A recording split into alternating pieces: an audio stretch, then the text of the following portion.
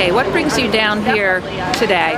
I'm here because I would like to stop the HHS mandate. The birth control mandate is ridiculous and it violates Catholic and other religious liberties. People who firmly believe that birth control should not be used should not have to pay for it.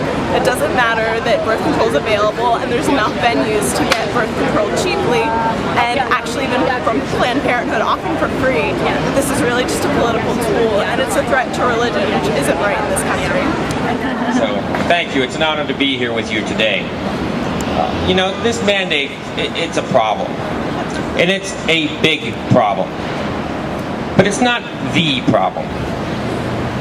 The problem is when the federal government believes it has the power to dictate to the citizens of this great country what they can and cannot purchase. The problem is when the federal government believes it has the power to force citizens of this great country to violate their beliefs. The problem is an all-powerful bureaucracy dictating every aspect of our health care that steamrolls everything in its wake, including our First Amendment freedoms. I'd like to read from you a letter I wrote to Secretary Sebelius when I learned of this administration's attempt to violate our rights. Dear Secretary Sebelius, Pittsburgh is a fascinating place with a diverse ethnic and religious makeup, several universities and leading corporations. The history of Pittsburgh is grounded in religious tolerance. William Penn founded Pennsylvania so that people could freely practice their beliefs without government intrusion. That tradition has endured throughout our history. I happen to be Catholic, and the story of Catholics in Pittsburgh is nothing short of inspirational. Catholics were among those who worked the mills that made the steel that built this country and won 2 world wars. Catholics fought and died in those wars, and others. Catholics did so out of the firm conviction that their government supported them. It was not a government that would interfere with the sincere practice of faith, as some of the regimes they fought against. Rather, the American government would permit Catholics to worship freely. For the first time in our history, our government, and the Secretary's actions in particular, have broken faith with those convictions. Catholics, at great expense, run hospitals, schools, universities, nursing homes, and other social services. In doing so, the Catholic Church employs thousands of people in Pittsburgh and across the nation. For over 100 years, the Catholic Church has provided for the healthcare needs of its employees without disagreement or controversy. Now the Obama administration has intervened in that sacred trust between the Catholic Church and its employees. Neither the Church nor the employees have asked for this.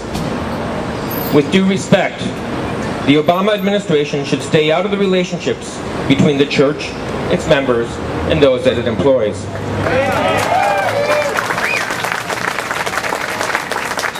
The tolerance I spoke of in my letter, the tolerance we have for religious freedom here in Pennsylvania and America, led to the flourishing of faith-based institutions and those motivated by their faith.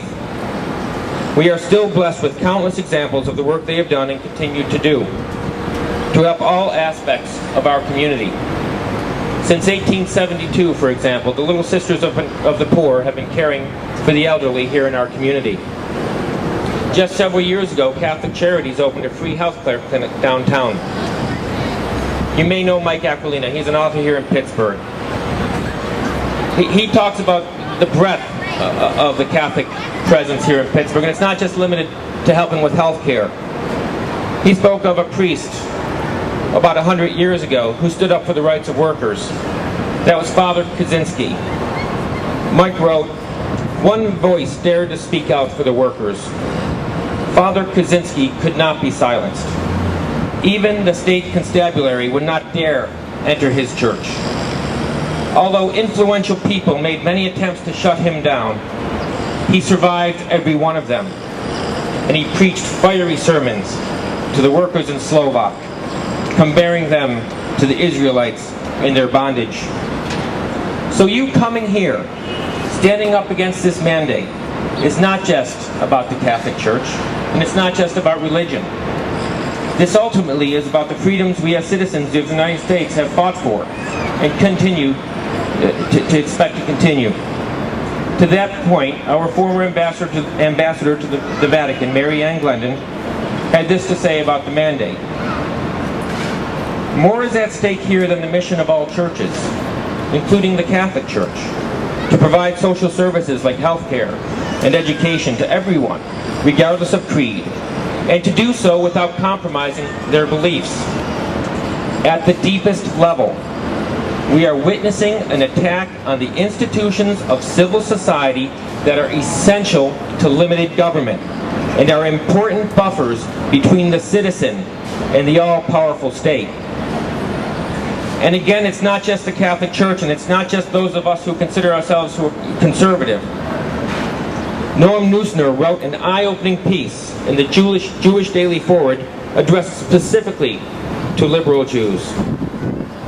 The Obama administration has held and continues to hold that if a religious institution wants to serve the community as a whole and employ people who do not subscribe to their faith, what they do is functionally not a religious mission at all, but a public one.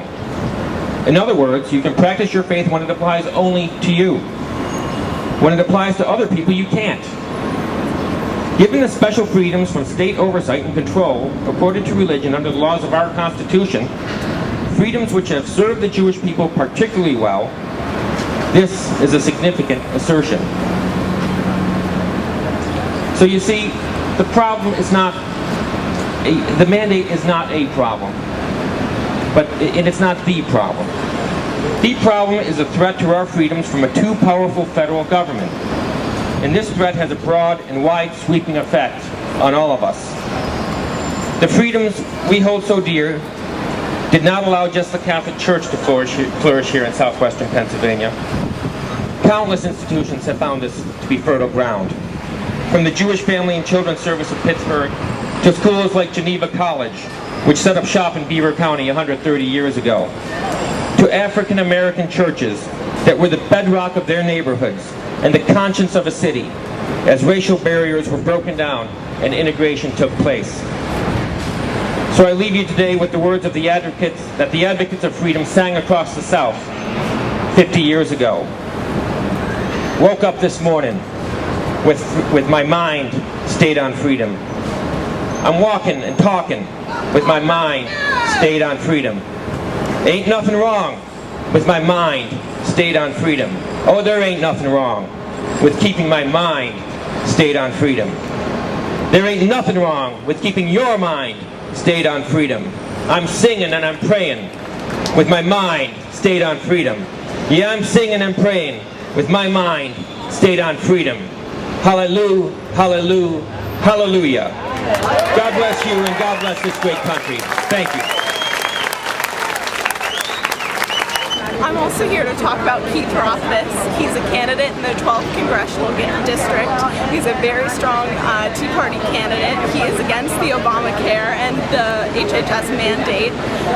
His points are, in addition to repealing Obamacare, he wants to balance our budget, and he wants to make sure that we drive down our taxes so that we can increase business and make this a welcome country for business again.